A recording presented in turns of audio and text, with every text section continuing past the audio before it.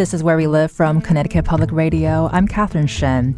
Of the millions of people working in STEM fields in the U.S., only 9% are Black. That's according to the Pew Research Center, and those numbers have stayed the same since 2016.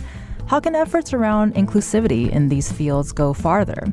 Dr. Naima Harris is an environmental scientist, and she has studied the increasing importance of Blackology. She says Blackologists are not simply scholars that are Black, but are scholars who deliberately leverage and intersect Blackness into advancing knowledge production. Dr. Harris will join us to discuss how this approach is applied to environmental science, as well as so many other disciplines.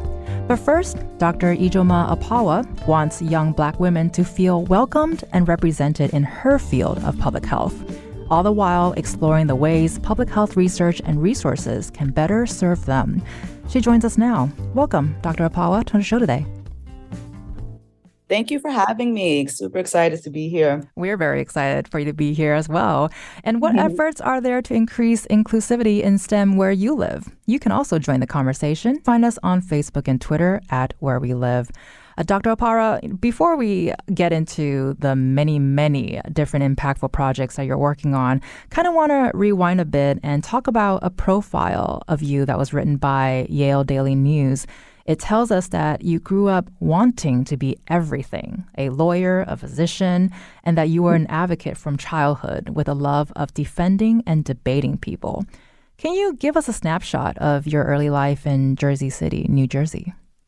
Thank you. So I was one of those people that wanted to be everything. I wanted to, in addition to wanting to be a physician and lawyer, I also wanted to be an astronaut.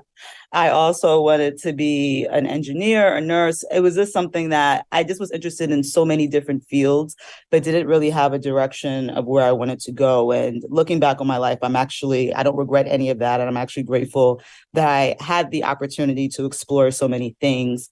With my upbringing in Jersey City, for some people who don't know much about Jersey City, New Jersey, I did live in a predominantly Black area, predominantly Black and urban area of Jersey City. Jersey City looks very different right now.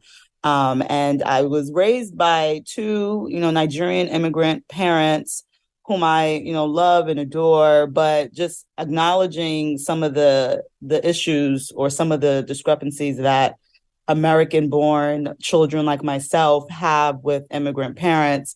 They were still trying to figure out how to adjust and immerse themselves in American culture, and trying to figure out how to support me as best as they can while also supporting themselves and their families back home. But for my parents' story, their story and their experiences is really what impacts the person you see today, and why I want to be an advocate, specifically around health disparities and impact Black people. My parents both passed away at young ages. My mom was 46. She died from complications from diabetes. And my dad died at 57 from a heart attack. But he also lived with diabetes, high cholesterol, high blood pressure.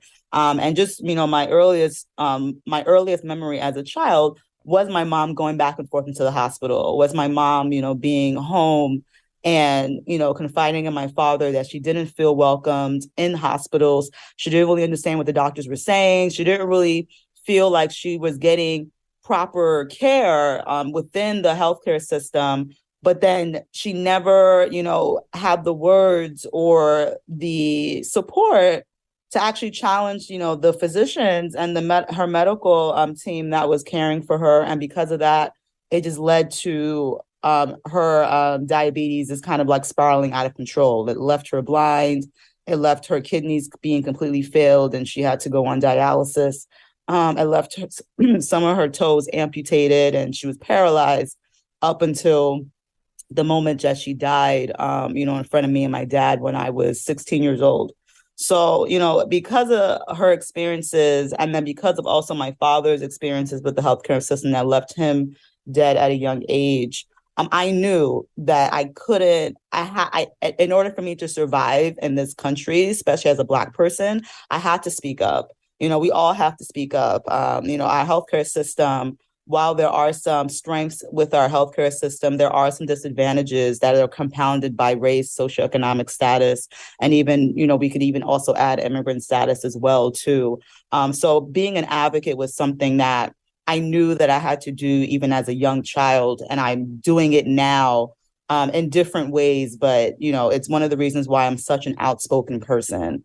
In the article, I talked about how my mom was the complete opposite of me. So like she was very timid, very quiet, didn't want to cause too much trouble.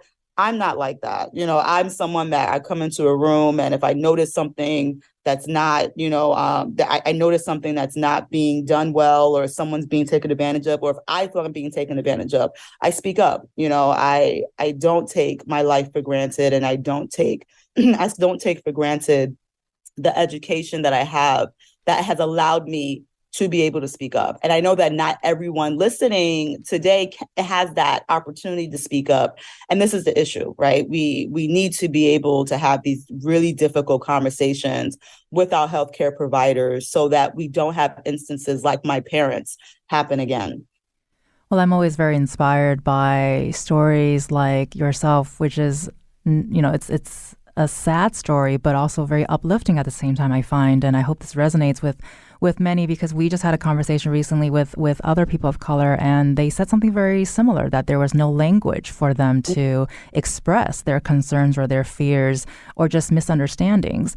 And I want to share that NPR recently also cited a Georgetown University study that found Black Americans are 7 times more likely to have diabetes and more than twice as likely to die from heart disease as their white neighbors.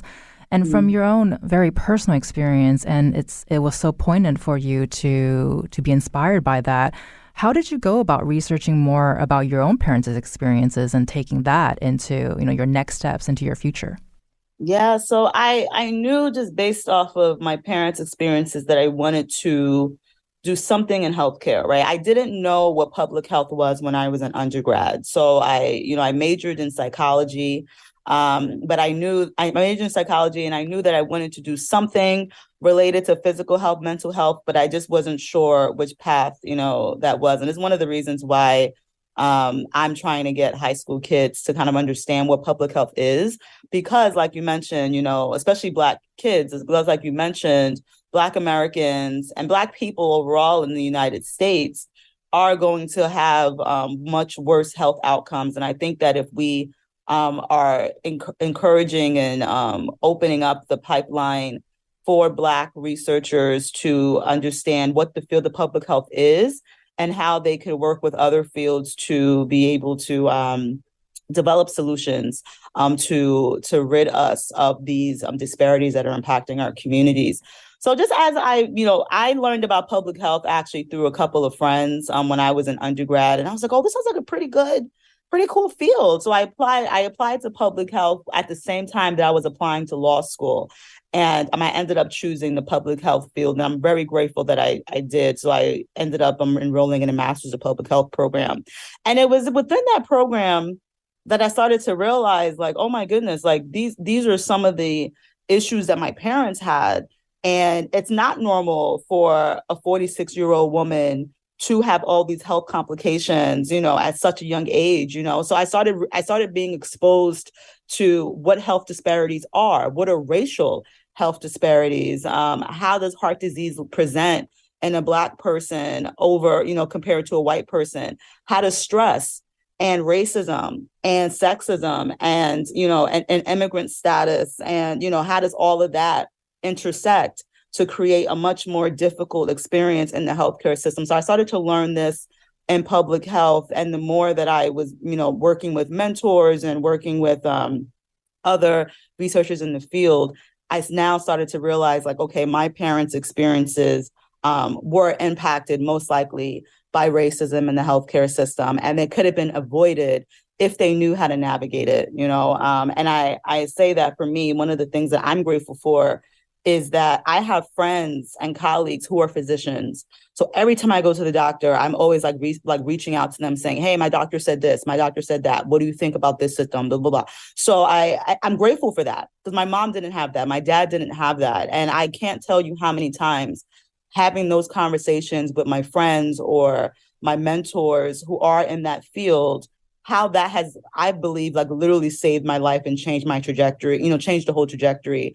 Because sometimes we just don't have the words to communicate to our doctors how we're what we're feeling too. So it is a helpful thing. But I also acknowledge that not everybody, actually a majority of the country, don't have that access, and it's not fair. We shouldn't have to have that access to having a friend or a sister or someone in our family be a physician to know that we're going to be cared for. Everyone, regardless of our race, should be treated equally and with respect and dignity if when they're entering the hospital system.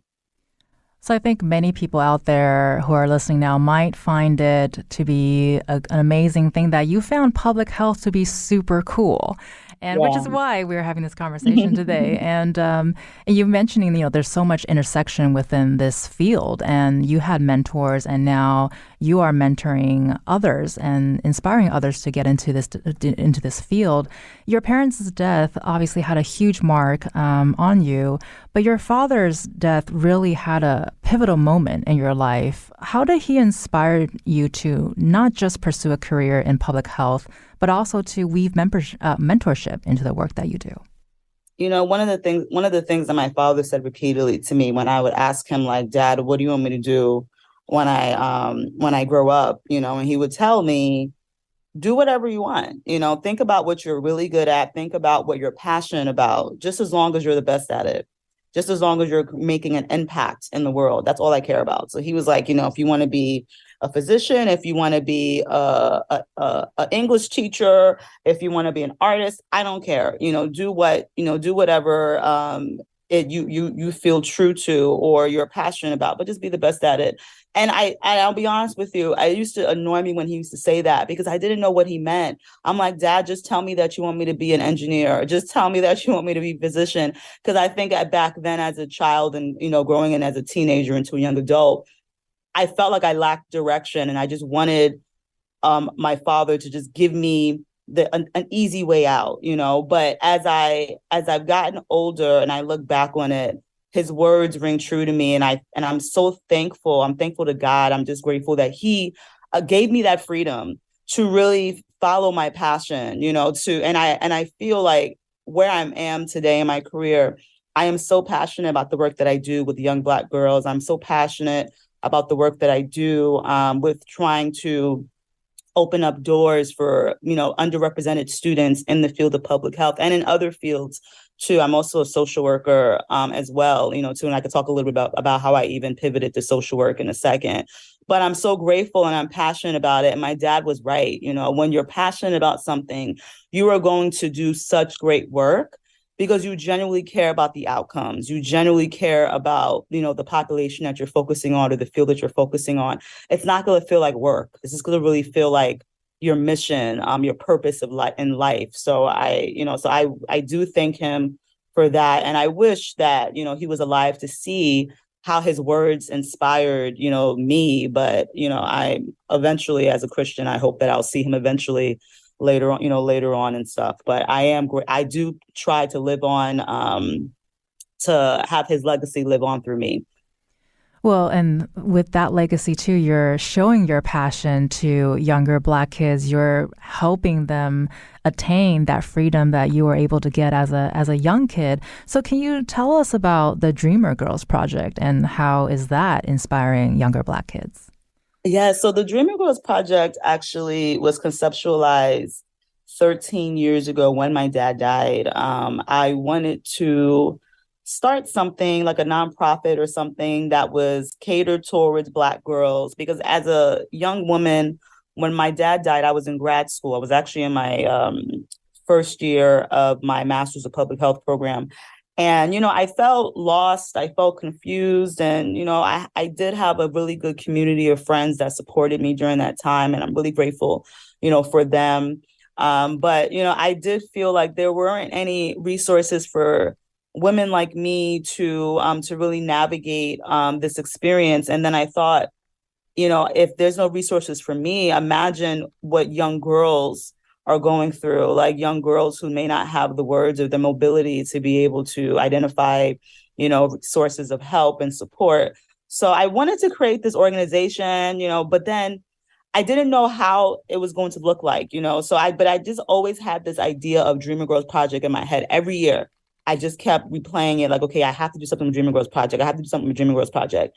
So fast forward to a few years ago when I graduated from my PhD, I had the opportunity to apply for pilot study funds. And I decided that I wanted to use this as an opportunity to start conceptualizing the Dreamer Girls Project. So I focused first on the research arm, which focuses on developing a HIV and drug use prevention program for Black girls, but specifically looking at or moving away from this disease prevention model and highlighting strengths, fostering sisterhood amongst Black girls, in addition to providing like more health education that is designed for Black girls by Black girls. So that's the work that I've been doing, since I started my career as an academic. But then, I knew that I wanted to do more. I'm like, I really want the Dreamer Girls Project to go beyond research. So I started an outreach initiative called Black Girls Go to Yale through the Dreamer Girls Project, where I bring Black girls to Yale to do like specialized tours with me and some, and other Black graduate students, so that they can not only see Yale, but then also visit my lab, meet me, who's a public health, professor, and kind of be inspired to understand what the field of public health looks like, And I also want to be clear that when I conceptualized Black Girls Go to Yale, I was specifically targeting girls that weren't even thinking about, going to Yale, that didn't necessarily have those opportunities. Girls from like urban communities that I do a majority of my work in New Jersey. That's where I was targeting. So I'm grateful that I had community partners in New Jersey that work directly with girls already. So it was so easy for them to just be like, okay, we're gonna get all the girls together and put them on a chartered bus and bring them to Connecticut. And then, we were able to take over. So it was launched in the summertime of last year. And it's something that I'm continuing to do every semester. And it's gotten so much support already. So, and I've learned so many lessons from my first couple of tours. So I'm excited to now, do some more this summer. You've been listening to Dr. Ijoma Opara. She's an assistant professor of social and behavioral sciences at Yale University. She'll be staying with us to talk about why mentorships can be so inspiring when done right. You can also join the conversation. Find us on Facebook and Twitter at Where We Live.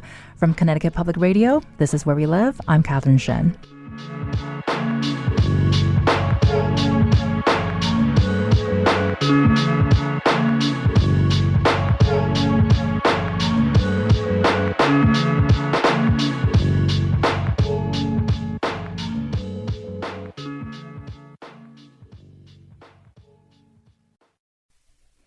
This is Where We Live from Connecticut Public Radio. I'm Catherine Shen. 9-year-old Bobby Wilson was on the lookout for spotted lanternflies in her neighborhood. On her way to collecting 27 of the invasive species, a neighbor reported her to the police. The incident has sparked national outrage over racial profiling. Since then, Bobby's collection of lanternflies has been admitted into the Peabody Museum of Natural History's database, and during a ceremony in January, she was recognized as a donor scientist by the Yale School of Public Health. Here's Bobby speaking in an interview with ABC7 New York. I want to let every young boy or every young girl or even adults know that nobody can knock you off your way to success. And we all can do our part to save the environment, just like me. The ceremony honoring Bobby was overseen by our guest this hour. We have Dr. Ijoma Opara. She's an assistant professor of social and behavioral sciences at Yale School of Public Health and an assistant clinical professor at Yale School of Nursing. Dr. Opara, can you tell us about how you heard about this incident close to your hometown in Caldwell, New Jersey, and how did you set out to arrange this ceremony for Bobby?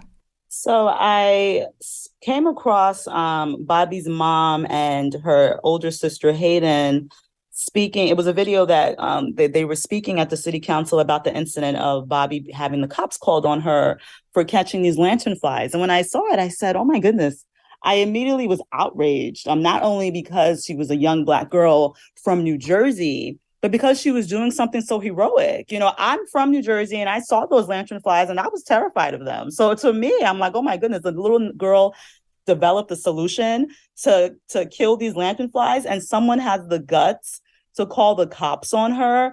Immediately, I knew that I needed to do something, because I didn't want this young girl to have this negative memory attached to her scientific efforts to eradicating these lanternflies in her town. So I put out a call on Twitter. Asking my Twitter followers to help me find Bobby and her family. And, while I wouldn't say Twitter is doing a great job right now, I will say that my Twitter family came all together and we were able to connect me to the mayor of the city, who then connected me to Bobby's mom.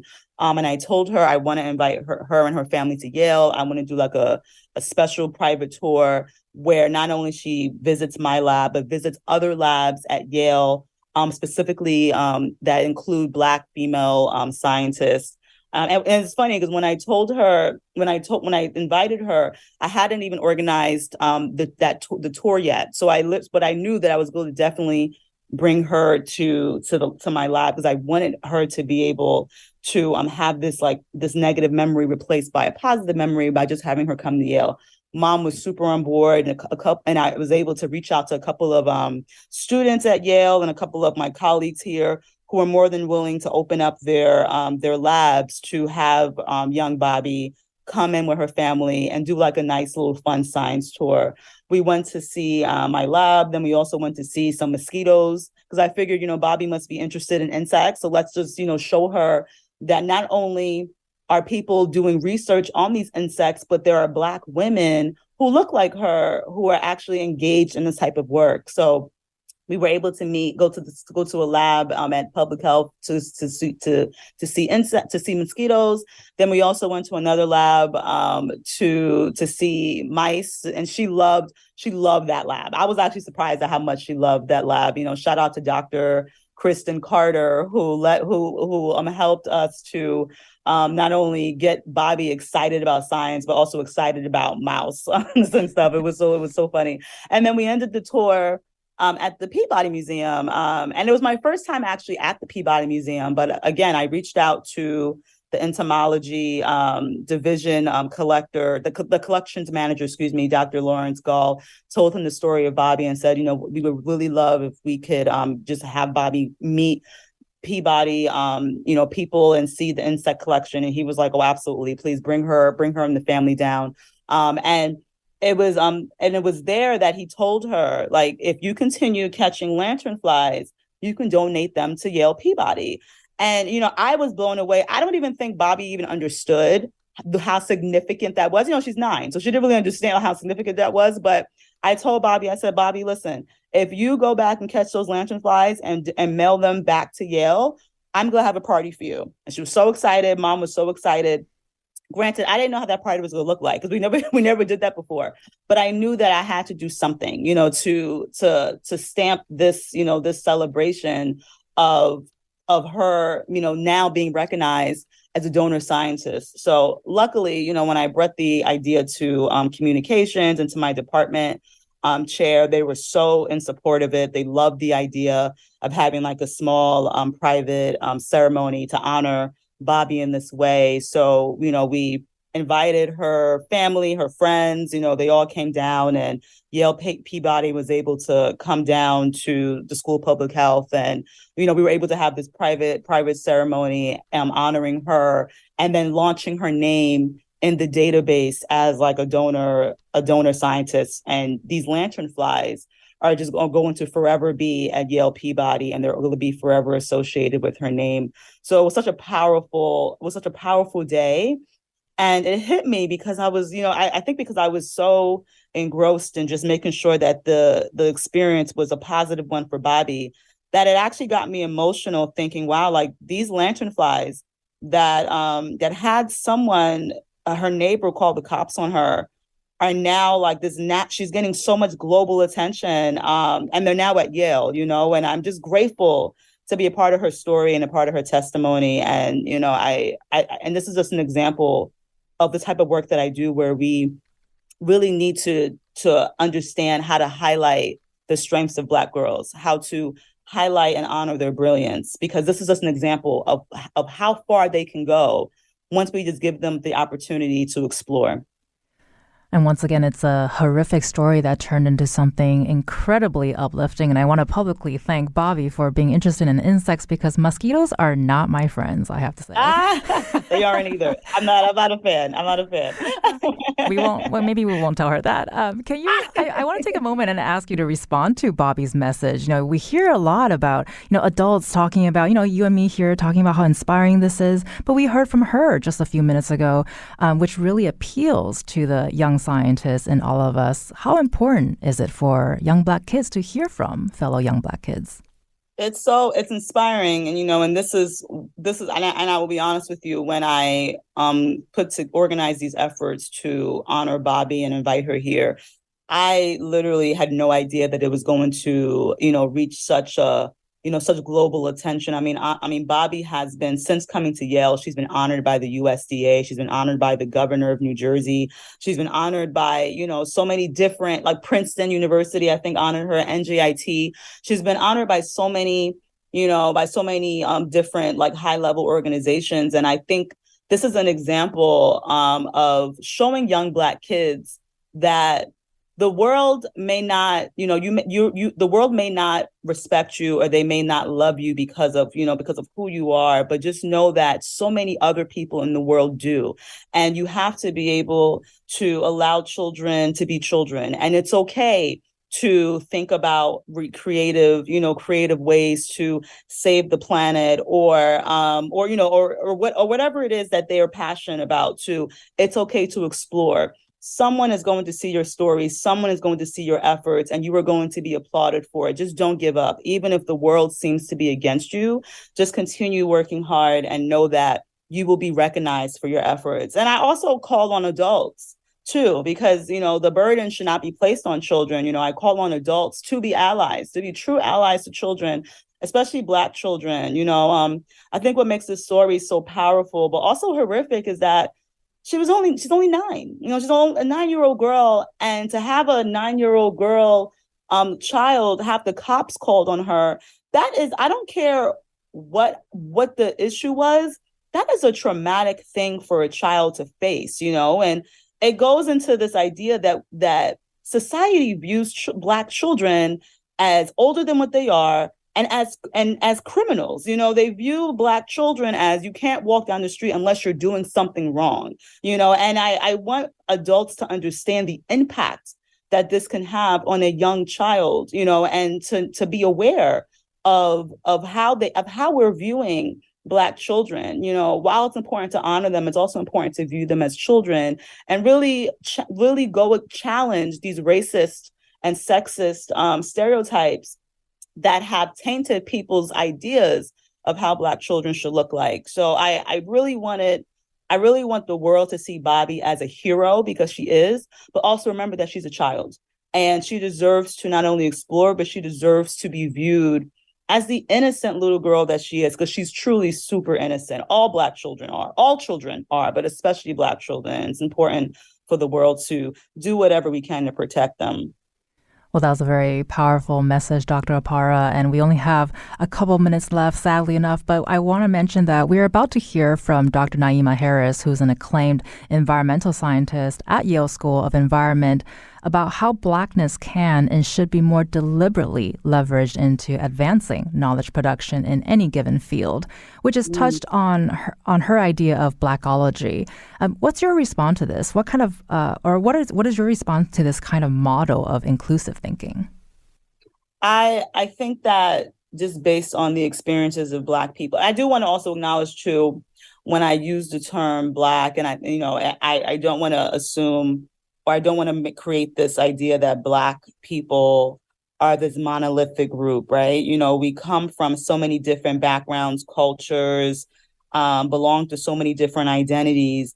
And I think that's the true beauty of Blackness, is being able to acknowledge our strengths, being able to acknowledge our backgrounds, our social, cultural histories, and how that is going to inform not only how we view the world, but how we conceptualize things, how we come up with ideas too, and how those ideas are going to most likely challenge the status quo, because the status quo most likely has been rooted in white supremacy, too. So it is an important, and it's a part of the work that I do with trying to increase the pipeline of Black scientists going into public health and other fields too. I think that we need more representation of Black people in general and a majority of fields like social work, like family science, like human development, like psychology, medicine, et cetera.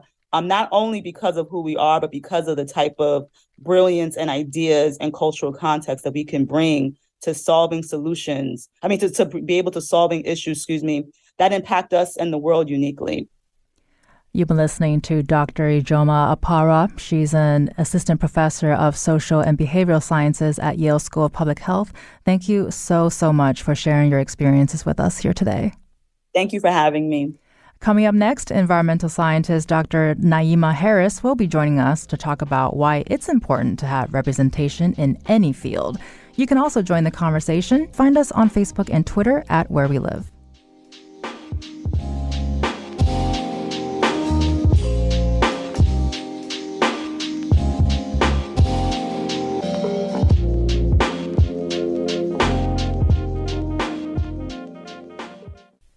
This is Where We Live from Connecticut Public Radio. I'm Catherine Shen.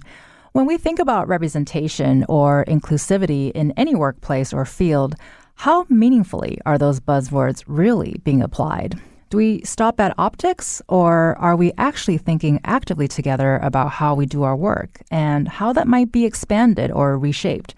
These are questions that apply to many professions and fields of study. I ask that question every day as a journalist. And these questions also guide the idea of Blackology, a concept examined by Dr. Naima Harris. She's a professor of wildlife and land conservation at the Yale School of Environment. She says Blackology means Black experts across a variety of environmental and related fields are not simply scholars that are Black, but are scholars who deliberately leverage and intersect Blackness into advancing knowledge production.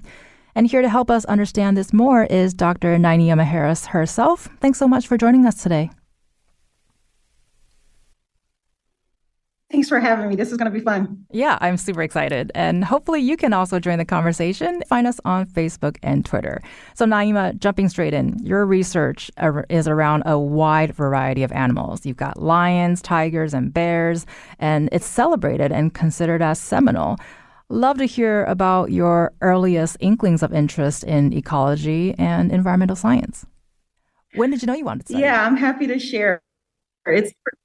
It's pretty exciting to think about this city girl from Philadelphia now being a wildlife biologist and professor at Yale University. That certainly wasn't on my radar or what I thought my career trajectory would even be.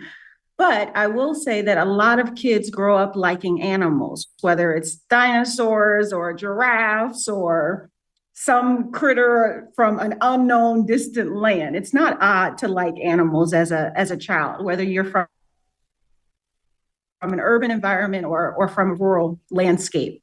And so for me and my family, nature was always viewed as this resource, right? We would pick blueberries at my grandmom's property in Maryland. We would use plants as insect repellents, whether it was rosemary or lavender or sage, or using plants to heal wounds like aloe, or being told to just go outside and play.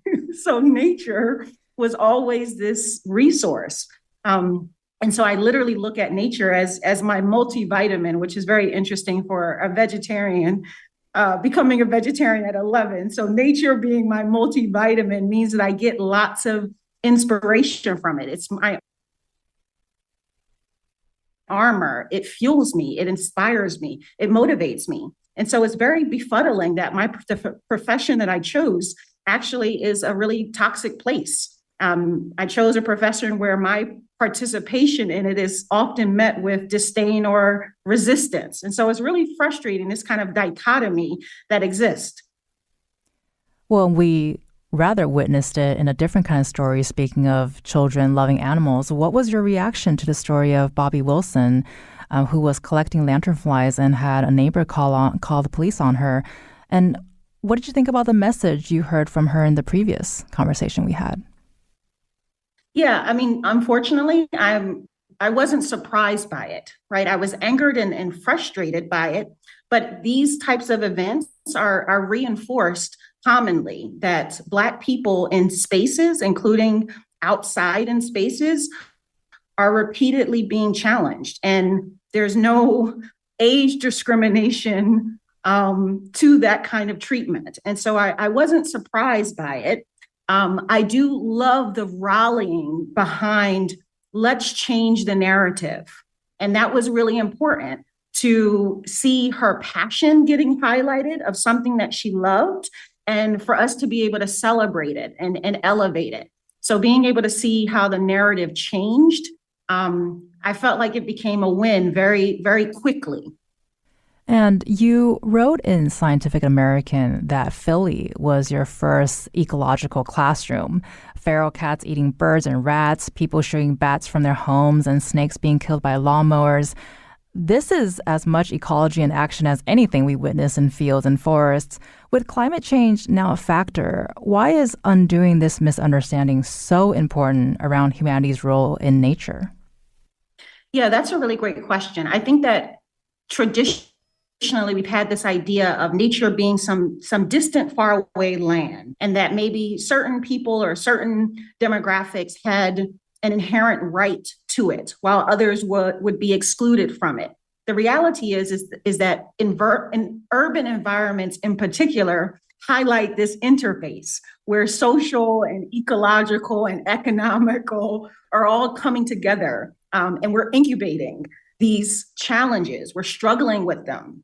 But urban spaces also represent these amazing opportunities to think about climate solutions, to think about who gets to be a participant and not just observers, right? We don't get to just observe nature or observe climate change happening to us. We get to be interveners. We get to be advocates. We get to be scientists and poets and everything else across the sun and participating in what does it mean to combat some of these challenges, these environmental challenges that all of us are facing, but that oftentimes marginalized in those socioeconomic disadvantaged groups disproportionately face. And so urban environments in particular represent a really amazing classroom and an amazing opportunity to think about what does the next generation look like? Who gets to be participated? Whose voices get to be elevated in a collective struggle?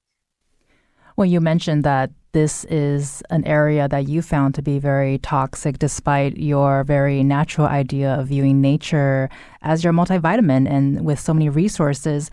Can you talk about the biases in the field that you have felt and observed so far? Yeah, and I think it connects back to some of the previous comments that were made around representation, right? Being able to see yourself matters in a space. It gets you to imagine different versions of self through exposure. But I entered a field as a wildlife biologist, a field that was already whitewashed. So I didn't see examples in the classroom with my instructors primarily. I also didn't see examples in the literature or in the content that was being taught to me. I didn't learn stories about Dr. Charles Turner and his contributions to thinking about insect communication and vision and mental memory that insects have in navigating their environments, or Dr. Gladys West, amazing mathematician that was a part of developing the GPS technology that we're all using, right? These are amazing African American hidden figures, if you will, that I didn't get exposed to. So that bias that we're talking about manifests in lots of different ways, including exclusion, who gets to participate, who gets to generate knowledge, who gets to teach that knowledge, but also erasure. Right? The contributions that Black scholars have made across disciplines are not being embedded into our curriculum, are not being embedded into the scientific culture of knowing. And that's problematic. Well, and clearly scientific culture is so wide. We're here talking about nature. You're a wildlife biologist, and we spoke earlier about a young child who loves insects.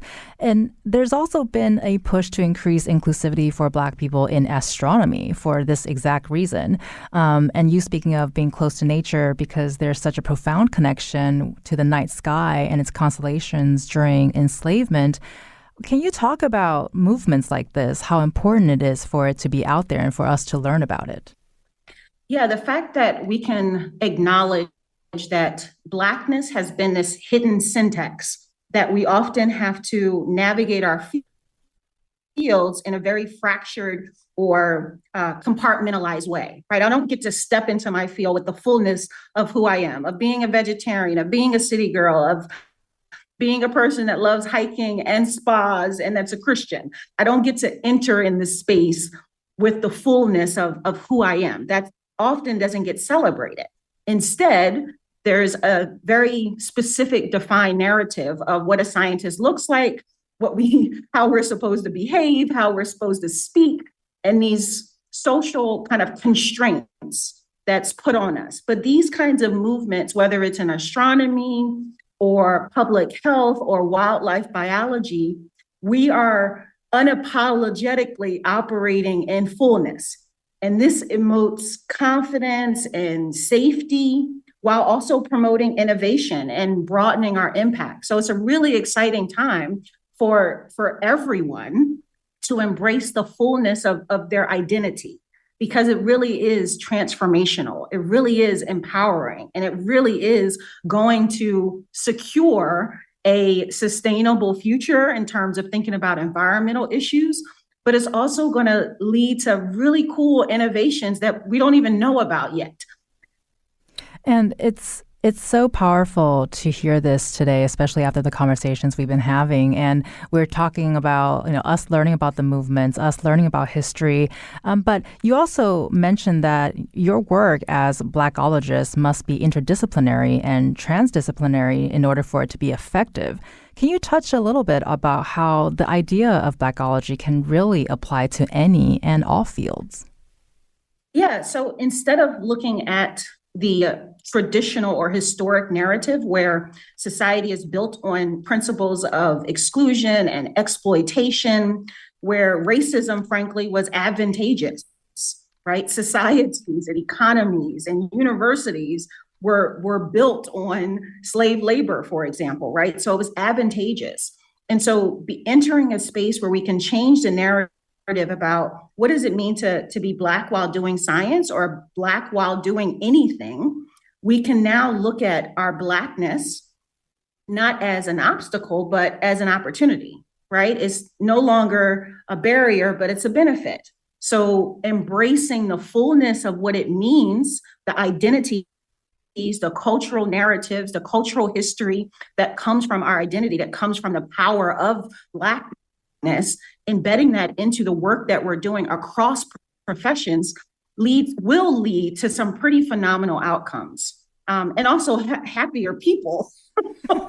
And we know that happier people get to be healthier people, and that reduces crime and can reduce pollution and all these cascading effects of making society happier, perhaps, because we don't have to operate with this kind of fractured perspective. I don't always have to have this armor on, right? I can let down my hair if you like, and just be me operating in the space. Imagine what that would feel like if everyone could do that. I think it would be amazing. I think we are all imagining that right now and have tears in our eyes, really. And you spoke about opportunities and breaking barriers and seeing people who look like yourself in these fields. Can you talk about why is it important, Naima, for you to be involved in mentorship? And especially that's something that we were talking about in the previous conversations as well, is for young children to see people who look like them in these fields. Yeah, I've engaged in a number of different kind of outreach activities, and I am perplexed by the frequency or the pervasiveness of young kids in particular telling me that I don't look like a scientist, I don't look like a biologist, and that literally breaks my heart, And so having more representation and seeing people, seeing Black women, seeing Black scholars in positions of power and not positions of service necessarily or servitude, sparks an opportunity of imagination, right? Where could I be, right? Who could I be? That's an amazing, empowering freedom that all kids should be able to have and not be constrained by, well, there's only these few professions or this is what you have access to. That's not true.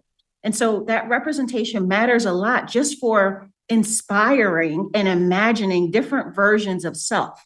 I also am very deliberate when I do community events and engagement opportunities that I'm actually not trying to convert everyone into an ologist. Not everyone is going to study science or even any of the STEM fields, but the reality is that every individual has an environmental impact.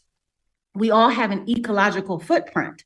And so it means that the lawyer or the artist or the psychologist, where are they getting their food from? How do they think about electric cars or power usage? How do they think about where their clothes are coming from or what they're made out of? All of those decisions that everyday people are making has an environmental impact. And so it's really important that we are not working in these silos and thinking we just have to convert everyone into scientists. No, everyone to be conscious about the impact that they have on the environment and recognize the connection between systems, that what we do here impacts someone else over there or will impact us a year or 2 years or 5 years later. Those connections matter a lot. I will never be based on our behavior and our choices. And I was going to say, I will never be not amazed at all the connections between everything you just said. And unfortunately, we only have about a minute left, but I do want to ask, what are you working on now? What's coming up next? Oh my goodness, I don't have enough time in a minute, but I will say really excited about work that we're doing in urban environments, working in Detroit and Philadelphia, thinking about how animals move throughout the space and the impact that it has on disease transmission and monitoring environmental contaminants and pollution. We have projects on jaguars in Mexico and tigers in India and lions in West Africa, thinking about their ecology, their movement, human-wildlife conflict.